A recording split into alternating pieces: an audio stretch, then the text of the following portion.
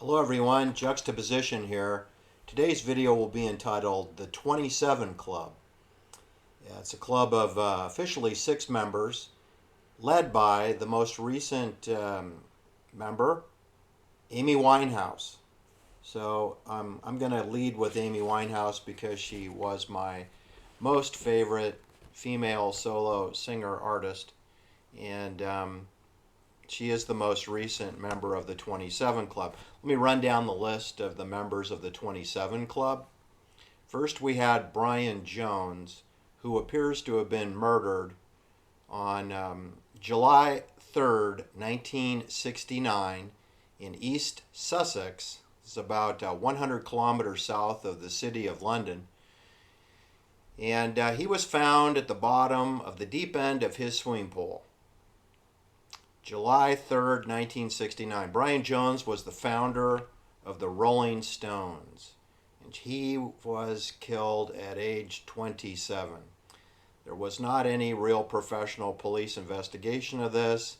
There's lots of rumors and innuendos, but I'm just telling you that a 27-year-old young man drowning in his own swimming pool in a mansion in East Sussex, the mathematical probability of something like that happening in real life is it's zero. It's goose egg. Not possible. All right, the second member of the 27 Club is Jimi Hendrix. You may remember him from the psychedelic, early Eddie Van Halen-like licks on the guitar. Jimi Hendrix. Yes, he was murder-suicided, accidentally killed on September 8th, 1970 in merry old London. He was not killed in his home. His home was over in that Mayfair district, the kill box that killed Cass Elliot and Keith Moon and Peter Sellers over by the Dorchester Hotel. Jimi Hendrix had a flat over there by the Dorchester Hotel in that neighborhood. But that is not where he was killed. He was killed 3.1 miles kind of southwest of where he resided.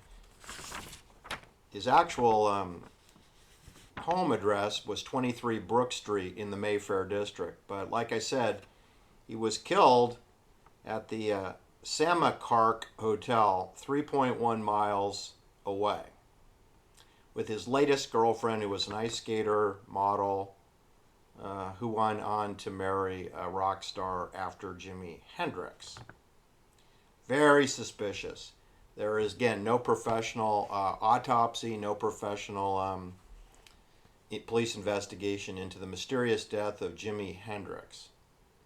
All right, the third member of the club, as we all know, is Janice Joplin of Columbia Records, CBS, Evil Eye, Masonic Eye. Janice Joplin, she was killed, of course, at 7033 Franklin Avenue in the Landmark Hotel in West Hollywood. That's next door to the Magic Castle, which is next door to free provisional housing for Charlie Miles Maddox Manson, and free housing for Charlie Watson, and free housing for his girlfriend, and free housing for Bernard Lots of Papa Crow. Bernard Crow. His nickname was Lots of Papa because he had a lot of illegitimate children from numerous different women. Hence the name Lots of Papa. Lots of Papa, not lots of pasta. That's what I want to say. Anyway, they all lived in CIA apartments on the east side of the Magic Castle. And Janice Joplin was murdered on the west side of the Magic Castle. Do you see a pattern here, people? You have a concentration of CIA apartments, and then you have homicides.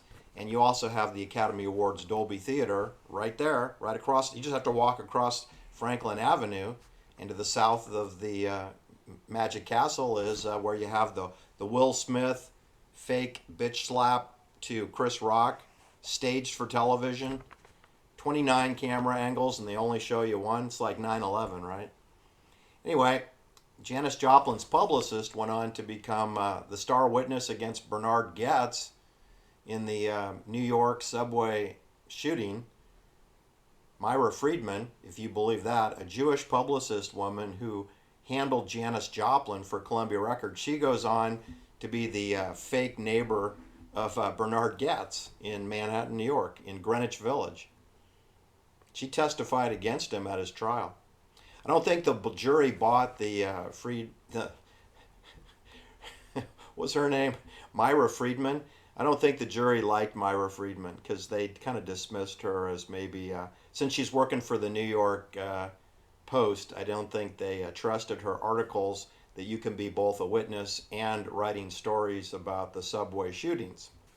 Kind of a conflict, don't you think? All right, so anyway, Janice Joplin was murdered in West Hollywood at age 27 at the Landmark Hotel in room number 104 at 7033 Franklin Avenue. I did say 33. Tex Watson lived at 6933, block away. 6933. 7033. All right, then the fourth member of the club is Jim Morrison of the Doors, and he was, well, it's hard to say how he died. He's found drowned in the bathtub. He's drowned in his bathtub in Paris, France. Jim Morrison, whose father was the Rear Admiral of the United States Navy, commander over the fleet in the Bay of Tonkin, which included the USS Maddox, who may have been named after Charlie Miles Maddox, who knows? The USS Maddox was attacked by wooden fishing boats, you know, the North Vietnamese Navy, which they don't have a Navy. So just in case you're curious about what the Navy would be, it would be some fishing boats.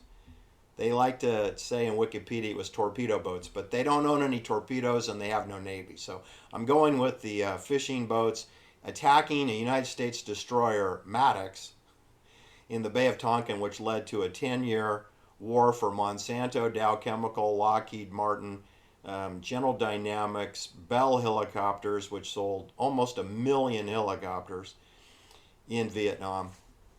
So Jim Morrison found dead in his bathtub. That was on, let me give you a date on that, July 3rd, 1971.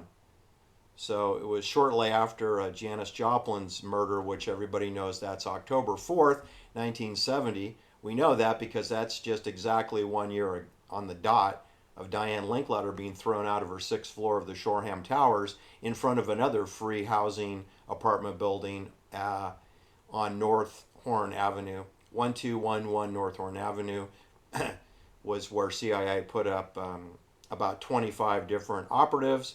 This is directly above the Whiskey A Go-Go, the Comedy Store, and the Viper Club, you know, where there are many other murders, such as Sal Mineo and Jack Cassidy, all within 1,000 meters of the death of Diane Linklater, and the Whiskey A Go-Go, you know, which is a CIA nightclub which features CIA-controlled bands like Van Halen, like Chicago Transit Authority, like Frank Zappa, and Frank Zappa's future wife, Gail Slotman, who's the secretary for the Whiskey A Go-Go. Again, she's just half a block away from where Diane Linklater, age 20, was thrown out on her face on the sidewalk from the 6th floor of the Shoreham Towers, which is 8787 Shoreham Drive, if you're wondering.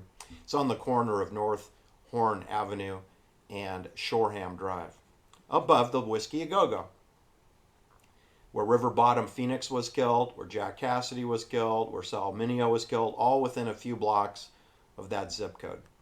All right, then after the death of Jim Morrison, we had the death of Kurt Cobain in Seattle, Washington, Lake Washington Boulevard, I believe, his home on Lake Washington.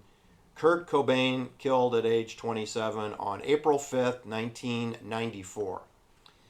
Then this brings us to my heartthrob, Amy Winehouse, who was done away with in her flat, which was a duplex in Camden, across the street from Camden Park, which is a little green strip of land in North London. This was on July 23rd, 2011. Amy Winehouse done away with in exactly the same style as Judy Garland.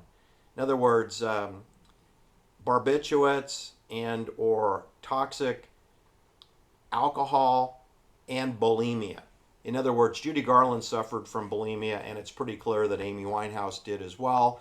I think it was fueled by methamphetamines in the case of Amy Winehouse. In the case of Judy Garland, undoubtedly it was amphetamines and barbiturates so that they can perform.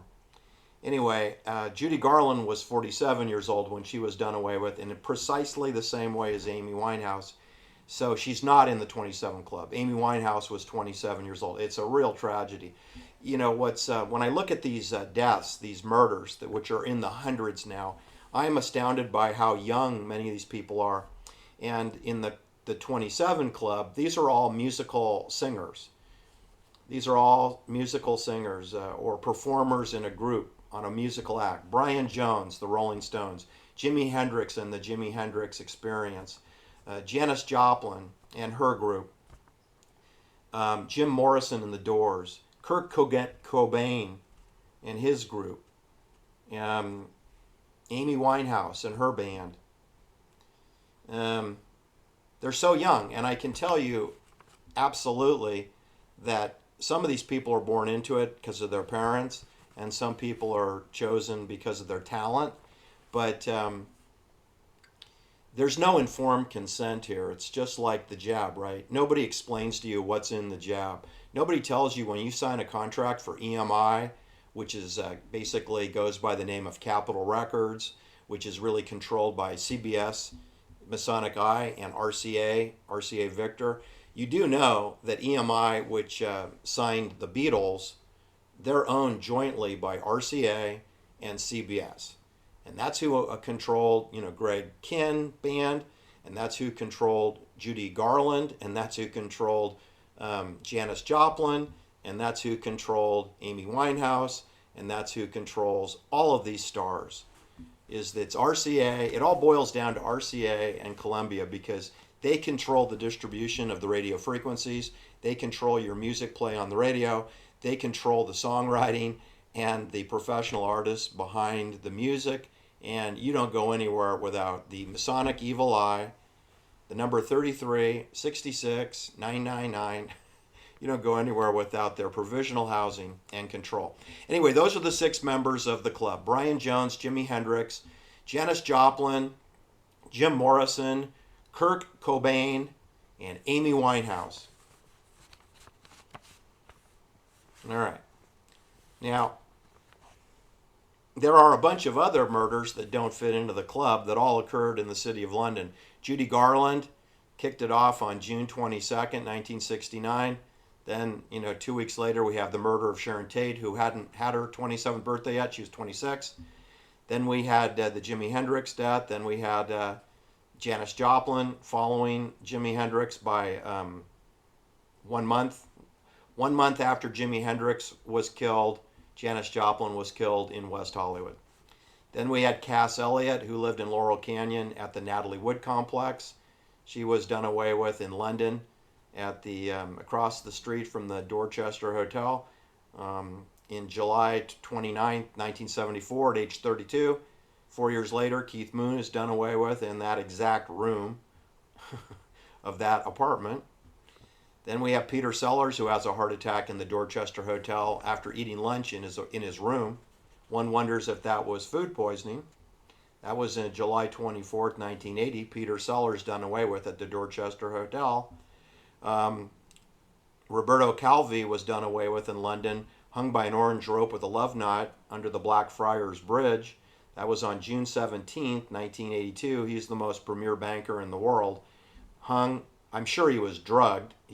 Drugs were found in his room at the Chelsea Cloister Hotel, which is not too far from where Jimi Hendrix was done away with in his hotel, his girlfriend's hotel room. Then we had the Blackfriars Bridge is a Masonic colored bridge. It faces the Bank District, Financial District of London. Roberto Calvi was a 33-degree Mason, Freemason. And he was the banker for Propaganda Dewey and the 5 Cram families of New York through Michele Sedona and the Long Island Franklin National Bank of New York. We have Amy Winehouse done away with in Camden, North London. We have Ron DeSantis' sister, Christina Marie DeSantis, murdered at age 30 in central London.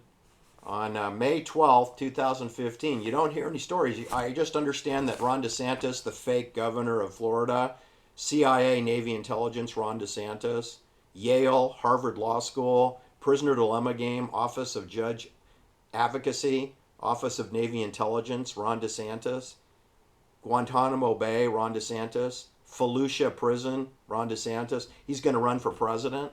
Like we need a Gestapo agent running for president. Anyway, his sister Christina Marie was murdered in London. She was dating a banker, a London banker, who was 6 years at the Coates Bank, which again is walking distance to the Roberto Calfi murder scene at the Blackfriars Bridge. Stephen Paisiewicz, he's gone on to work for a media film company, but he was a big shot banker in London when Christina DeSantis had a blood clot and died. So that tells you that Ron DeSantis is fully controlled, does it not? All right, so anyway, I loved Amy Winehouse's music. I'm going to post some links below. When she was 19 years old, she was an angel. She was 5'3", about 135 pounds. She was perfect. And then she signed a record contract, and it was all downhill after that. She only came out with 2 CDs or albums. They were good, but I often compared Carole King to Amy Winehouse because I was led to believe that Carole King was a songwriter, and so was Amy Winehouse. She wrote many of her own music songs that appeared on her albums. She did cover most other songs, of course, as did Carole Klein King. But anyway, now I don't know if Carole King wrote any songs at all. And, I don't know if Amy Winehouse wrote some of those songs. It sounds like she did because they were from personal experience. But we know that from personal experience, Carole King broke up with Neil Sedaka, and he was very upset with her for getting pregnant with another man. And she didn't write the song "Oh Neil." Her baby daddy wrote that song. So Carole King, that was a personal experience that she had where Neil Sedaka was upset with her. Neil Sedaka was dating Carole Klein when she went off and got pregnant with another man. So I'm just saying that was Carole Klein King's opportunity to write a song from personal experience, and she did not do that. She sang a song written by her baby daddy. All right. I'm not counting that. All right, so Amy Winehouse, there's so much to say about her. She's the latest member of the 27 Club. It's a very sad story, and I have a hard time talking about Amy Winehouse because it's just such a tragedy. These other folks, wasn't as well acquainted with them, and I was a little child when Jimi Hendrix died, so I didn't really know too much about Brian Jones and Jimi Hendrix and Janice Joplin. I do have an affinity for the little girl with the big voice, like Judy Garland, like Janis Joplin, like Amy Winehouse, a little girl with a big voice. When I first heard Amy Winehouse's music on a play run, I assumed it was a 47-year-old Judy Garland type woman. I didn't know it was a 22-year-old or a 21-year-old. She was spectacular at 21, 22, 23 years old, appearing on BBC television for the New Year's Eve celebration. I'll post a link of Don't Go to Strangers, where she just rocked the house down on Christmas Eve. I think it was 2004, where she would be 22 years old. Just amazing. Also, her birth date is exactly 1 week different than my own. So we're both Virgos. All right, thanks for listening. Have a great day. We'll talk soon.